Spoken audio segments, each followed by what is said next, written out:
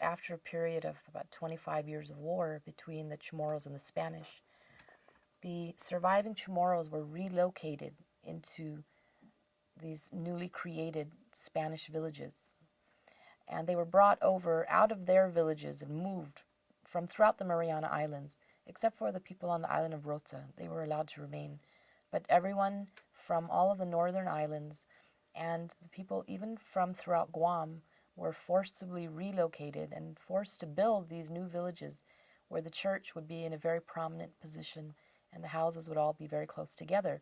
And the families were, for the most part, it appears that they still stayed within their clans. The clans moved together, but they were no longer living in a strictly clan village.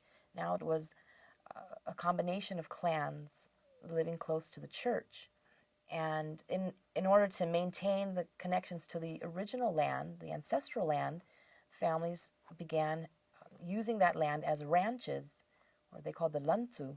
And this is where they would have their gardening, sometimes their pig pens, their cows or carabao, and also all the planting that they have to do, the fruits and vegetables.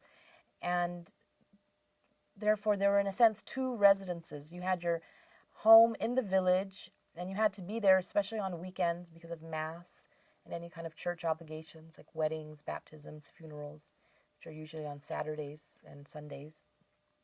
But then, for the rest of the week, most Chamorros spent their time on the ranch.